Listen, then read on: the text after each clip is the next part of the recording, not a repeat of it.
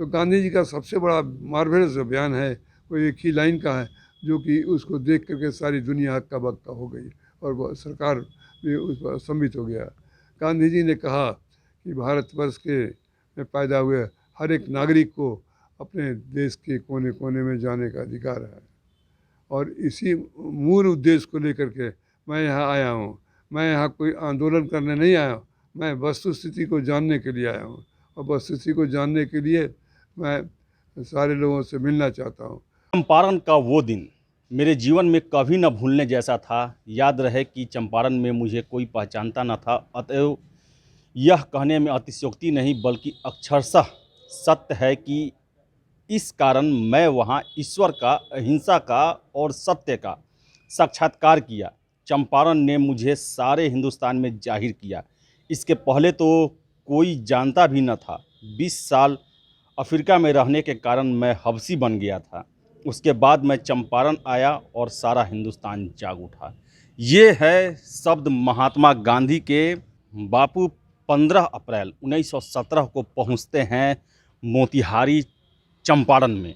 राजकुमार शुक्ल जो कि यहाँ के किसान थे, जो उन्हें 1916 में लखनऊ में हुए कांग्रेस अधिवेशन में मोतिहारी आने का न्योता दिया था, ताकि नीलहों के द्वारा किए जाने वाले यहाँ के रैयतों पर अत्याचार की वो जांच कर सके और उनके खिलाफ आंदोलन कर सके।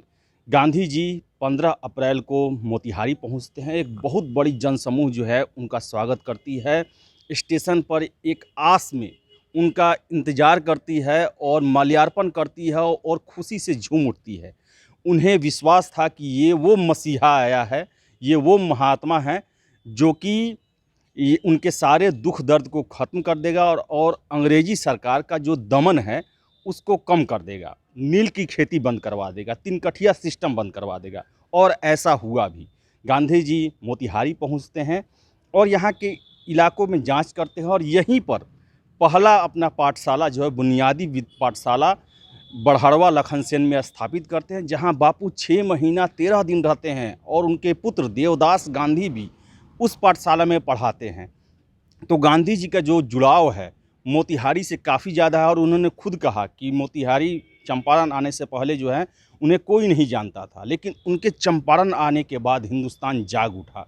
यानी कि यहाँ से ही वो आंदोलन की शुरुआत हुई, जो कि भारतीय स्वतंत्रता संविधान में एक मील का पत्थर साबित हुआ। गांधी युग का शुरुआत हुआ और उनकी ही अगुवाई में ये स्वतंत्रता संग्राम जो है वो चला और अंततः 15 अगस्त 1947 को भारत को स्वतंत्रता प्राप्त हुआ। चंपारण की स्थिति उस समय भीषण हो गई थी। सारे अंग्रेज लोग यहाँ पर और नीलभर का आधिपत्य हो गया था। वो अपनी अपनी कोठी बना करके ज़बरदस्ती खेती कराते थे और नील की खेती करा करके लोगों का शोषण करते थे। जो उचित दाम मिलना चाहिए सो भी नहीं मिलता था, और जितने यहाँ के काश्तकार और किसान थे वो बड़े ही त्रासित थे और ग्रसित थे। इसी बीच में इसी को देख करके यहाँ से एक नौजवान राजकुमार शुक्ल, जो इनके बातों को प्रभावित होकर के, इनसे द्रवित होकर के, उसने इस बात को लेकर के गांधी जी के पास लखनऊ के गांधी कांग्रेस के बीच में पहुंचा और जा कर के अपनी सारी बातें कहा, और सम्मेलन को भी उन्होंने सम्मेलन को संबोधित किया। उनका साथ ब्रजकिशोर बाबू ने दिया था। उसका फलाफल हुआ कि गांधी जी बहुत प्रभावित हुए। फिर दूसरे दिन ये राजकुमार शुक्ल जी ने कहा कि आप चंपारण चलिए और इस प्रस्ताव पर कुछ बोलिए। तो उन्होंने कहा कि अभी तो चलेंगे तुम्हारे पास ज़रूर, लेकिन अभी बोलेंगे नहीं जब तक कि मैं उसे व्यक्तिगत रूप से देख न लूँ। इसलिए वो उनके तो फिर उसके बाद निर्णय हुआ कि हम चंपारण ये महीने दिन के बाद चलेंगे। उसी के मुताबिक के अनुसार राजकुमार शुक्ल जी लगे रहे। राजकुमार शुक्ल जी ने कलकत्ते में जा कर के उन्हें फिर अनुरोध किया और उनसे बहुत ही प्रभावित होकर के वो तैयार हो गए चलने के लिए। तो आए और आ कर के पहले वो पटना में रुके तो राजेंद्र बाबू के मकान पर, उसके बाद मजरूल हक साहब के यहाँ से बात हुई उनके, उसके बाद वहाँ से आकर के जब यहाँ पहुँचे तो यहाँ देखा कि अंग्रेज़ जो थे कमिश्नर और अधिकारी वो पूरा कोऑपरेट करना नहीं चाहते थे। लेकिन उनके कॉपरेशन न करने से गांधी जी का विचार और सबल हो गया और उन्होंने कहा कि मैं इसमें सक्रिय रूप से भाग लूँगा। और उसी के बाद वो चंपारण आए, तो चंपारण में किसानों में अपार उनके आने की संवाद पा करके बड़ा बड़ा उत्साह रहा। ये स्मारक जो आप देख रहे हैं, ये वही जगह है जहाँ पर एसडीओ का कोर्ट हुआ करता था और गांधी जी यहाँ पर खड़ा होकर एसडीओ को, अंग्रेज एसडीओ कहते हैं कि ये मेरी मातृभूमि है, भारत मेरा देश है और यहाँ पैदा होने वाले किसी भी व्यक्ति को देश के किसी भी कोने में जाने का अधिकार है। और मैं यहाँ कोई अव्यवस्था पैदा करने के लिए नहीं आया हूँ, बल्कि यहाँ पर लोगों के साथ हो रहे अत्याचारों की जांच करने आया हूँ। अगर उनके साथ गलत हो रहा है तो उसके खात्मे के लिए संघर्ष करने आया हूँ। ये स्थान है, यहीं पर एसडीओ का कोर्ट था, यहीं पर एसडीओ गांधी जी समय समय पर उपस्थित हुए और अपनी सारी बयानें दिया।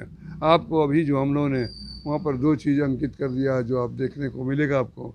एक जो बड़हरवा मितगरवा के पट्टी जाने के रास्ते में कलेक्टर का जो नोटिस मिला, तो वो नोटिस की कॉपी हम लोगों ने लगवा दिया है।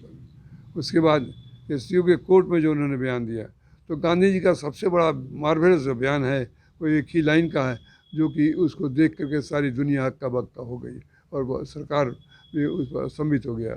गांधी जी ने कहा कि भारतवर्ष के में पैदा हुए हर एक नागरिक को अपने देश के कोने कोने में जाने का अधिकार है और इसी मूल उद्देश्य को लेकर के मैं यहाँ आया हूँ।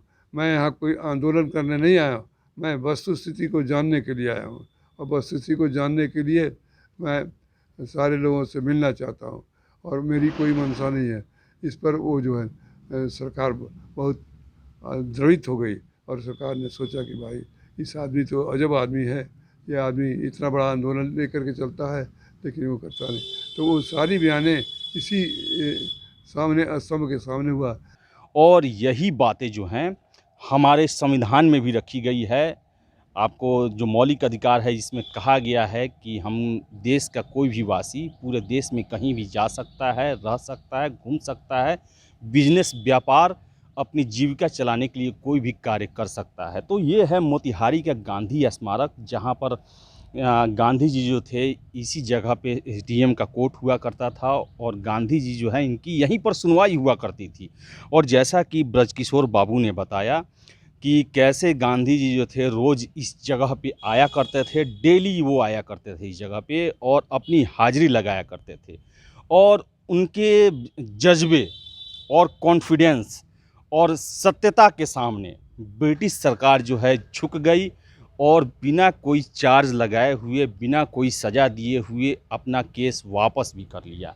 तो ये आप देख सकते हैं, ये जो शिलापट लगा हुआ है उसमें गांधी जी की पहली चुनौती जो उन्होंने अपनी बातें रखी एसडीएम कोर्ट में, उन सब का चर्चा किया हुआ है। और ये बहुत ही ऐतिहासिक धरोहर है चंपारण का, मोतिहारी के लिए। और यहाँ पर जो है सरकार ने बहुत ही अच्छा यहाँ पर स्मारक, म्यूज़ियम और सभागार, सह अतिथि गृह जो है यहाँ पर उसका निर्माण किया है। और ये सारा परिसर जो देख सकते हैं, ये मोतिहारी का गांधी जी का सबसे जो सुंदर और अच्छा परिसर है। यहाँ पर म्यूज़ियम है, गार्डन है, पार्क है और यहाँ मूर्तियाँ लगी हुई हैं महात्मा गांधी की, राजकुमार शुक्ल की, जो कि गांधी जी को इनवाइट किए यहाँ पर लाएं और नीलों के अत्याचार से यहाँ के लोगों को मुक्ति दिलाएं। तो ये था हमारी स्पेशल प्रस्तुति जो कि गांधी की चंपारण में भूमिका को लेकर। और आपको बताते चले हम कि चंपारण जो है यहाँ पर 2018 में नरेंद्र मोदी जो है स्वच्छ सत्याग्रह से स्वच्छाग्रह एक मुहिम चलाते हैं, जिसमें ऑल इंडिया से वॉलंटियर गांधीवादी नेता और सारे लोग इकट्ठा होते हैं यहाँ पर और गांधी जी के जो कार्य हैं चंपारण में उनको याद करते हैं और प्रण लेते हैं कि हम जो हैं गांधी जी के मूल उद्देश्य स्वच्छता, उसका पालन करेंगे और देश को स्वच्छ बनाएंगे। तो इस रिपोर्ट में इतना ही। अगर आपको हमारा वीडियो पसंद आए तो इसे आप लाइक करें, शेयर करें और हमारे चैनल एचएस बिहार को सब्सक्राइब जरूर कर लें। आपका बहुत बहुत धन्यवाद।